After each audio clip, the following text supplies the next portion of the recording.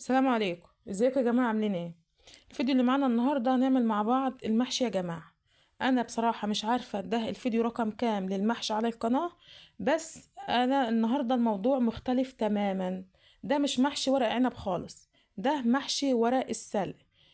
كلنا متعودين بنجيب ورق السلق ده نعمل به القلقاس، لا انا النهارده عملته محشي، وبصراحه طلع يستحق ويستحق قوي كمان. الجمال عدى الكلام يا جماعه. المحشي مستوي كويس قوي، طعمه حلو بصراحه، طعمه يستاهل. عشان انا ما عنديش ورق سلق كفايه فعملت جنبه شويه محشي ورق كرنب. وفي نفس الفيديو برضو عملت باقي الورق الكرنب اللي معايا مخلل. بس في الاساسي في الفيديو النهارده واللي انا صورت الفيديو عشانه هو محشي ورق السلق ده. يلا بينا على الفيديو. زي ما احنا متعودين، معايا البصل وبنزل عليه بكمية زيت محترمة، وببدأ اشوح فيه عشان اعمل التسبيكة بتاعة المحشي.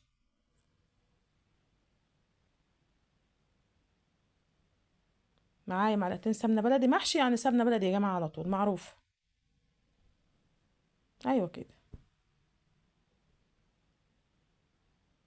معايا راس توم اخضر وانا قطعتها ناعم، هنزل بيها على التسبيكة. هبدأ اقلب التسبيكة مع بعضها. انا عملتها كتير، بس انا عايزة كل اللي انا عايزة اوصله في الفيديو ده طريقة محشي ورق السلق. معايا الطماطم اللي انا مفرزاها، بجيب حبة محترمين وبنزل على التسبيك. طبعا بهاراتك بقى فلفل ملح كمون بابريكا شطة زي ما تحبي. بسيب التسبيكة تعيش مع نفسها. ده ورق السلق يا جماعة، انا بصراحة ما كانش عندي كمية كتير، انا جايباه من الارض. اما باجي اسلقه يعني بيكون حساس شوية، يا دوب المية تبتدي تغلي بينزل ما بيكملش نص دقيقة. شوفي، اول ما يتغطى بالمية برفعه على مية باردة على طول. لازم تطلعيه في مية عشان تتني الورقة، تفضل الورقة معاكي مفرودة، ما يكونش فيها تنيات ولا حاجة. شوفي، انا بطلعها في مية باردة وبركنها لما اجي احشيها. هوريها لك دلوقتي، ما بتاخدش اكتر من 30 ثانية بالظبط، يمكن اقل كمان. انا نقلتها في مية باردة. وده ورق الكرنب انا عملته معاكم كتير، فهبدأ اقطع فيه. انا بلف الورقة رول كده يا جماعة وببدأ اقطع فيها. الطريقة دي يا جماعة ما بتاخدش وقت كتير، لو عندك 10 وحدات بتخلصوهم في ثواني. جربي الطريقة دي.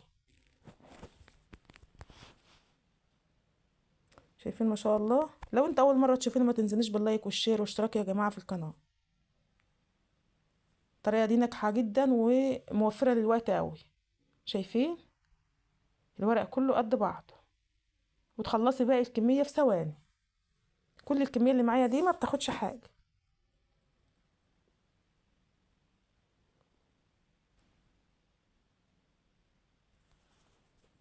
ورق السلق طبعا انا عملته وحطيته في ميه بارده.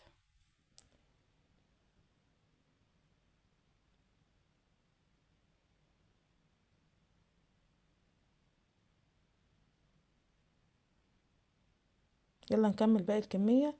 انا عملت التسبيكه، بشيل شويه على جنب اللي بسوي بيهم زي ما احنا متعودين. طبعا غسلت الرز كويس وصفيته. معايا الخضار بتاع المحشي، ومعايا شوية توم أخضر. ده الورق بقى بتاع التوم. معايا الخضرة، شبت وبقدونس وكزبرة.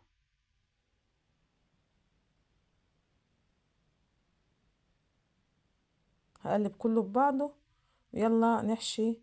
أنا بقطع ورق الخضرة معايا، بخليه بحطه في قلب الحلة من تحت، بيحافظ على آخر رصة من تحت. وأبدأ ألف ورق الكرنب الأول. زي ما احنا متفقين، أنا قلت معيش كمية كتير من ورق السلق.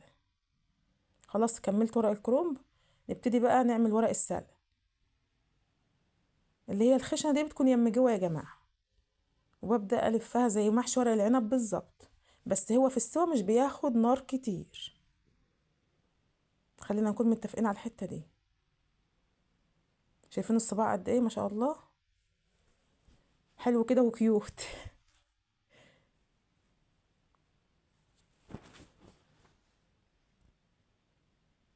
ده التاني.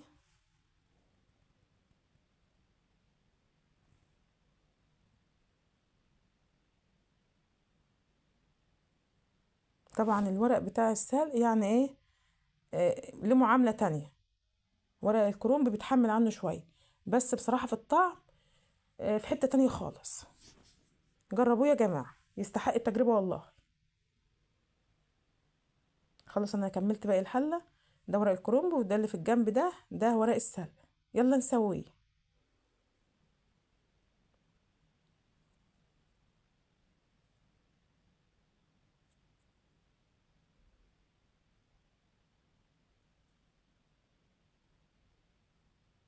عندك شوربة ماشي، عندك مية هزود بيها شوية التسبيكة اللي انا شلتهم على جنب، وهبدأ انزل على المحشي.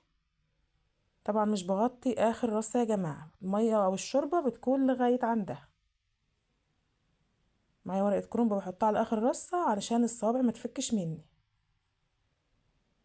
اول ما يبتدي يغلي بهدي عليه النار. يلا بقى نعمل مخلل ورق الكرنب. كل الاوراق اللي عندي انا بغسلها غسلة محترمة، بقطعها. معايا شوية ملح، معايا شوية شطة، وبقلبهم في البرطمان اللي هعمل فيه بالمية. بظبط ملحهم.